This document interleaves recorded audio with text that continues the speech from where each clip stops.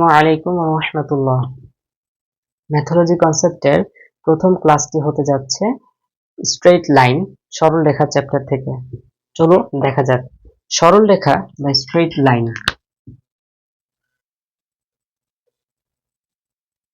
সরল রেখা যাকে আমরা ইংরেজিতে বলে থাকি স্ট্রেইট লাইন। আমরা এই চ্যাপ্টারটা থেকে আসলে কি শিখব? সরল রেখা বা স্ট্রেইট লাইন এই চ্যাপ্টারটিতে মূলত হচ্ছে আমরা সরল রেখা নিয়ে আলোচনা করব। অর্থাৎ সহজ কথা যদি বলি, যে রেখা তার চলার পথে দিক পরিবর্তন করে না সেটা হচ্ছে একটা সরল রেখা, স্ট্রেইট লাইন।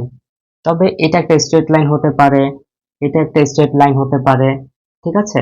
এভাবে এটা একটা যেমন স্ট্রেইট লাইন, এটা একটা স্ট্রেইট লাইন হতে পারে, এটাও একটা স্ট্রেইট লাইন হতে পারে।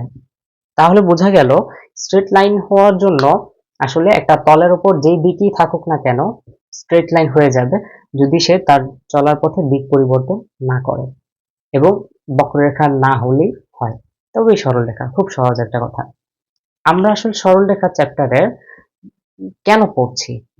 তোমরা যারা আসলে সামনে ভবিষ্যতে ইঞ্জিনিয়ারিং পড়বে কিংবা মেডিসিন নিয়ে পড়াশোনা করবে, তাদের জন্য সরলরেখা চ্যাপ্টারটা অতীব জরুরি। হয়তোবা তোমাদের কাছে খুবই অবাক লাগতে পারে যে ভাইয়া আমরা তো শুনেছি যে আসলে আহ যারা আসলে মূলত হচ্ছে প্রকৌশলী বিদ্যা নিয়ে পড়াশোনা করে, আই মিন ইঞ্জিনিয়ারিং পড়াশোনা করে, তারাই শুধু স্ট্রেট লাইন বা এই ধরনের ম্যাথমেটিক্স তাদেরই লাগে, কিন্তু যারা মেডিসিন নিয়ে পড়ে তাদেরও কি লাগে? তাও আবার কি স্ট্রেট লাইন লাগবে? সরলরেখা চ্যাপ্টারের কনসেপ্ট, ইয়েস, সরলরেখা চ্যাপ্টারের কনসেপ্ট। আমার সাথে থাকো, তবে জানতে পারবে ইনশাআল্লাহ। আসসালামু আলাইকুম।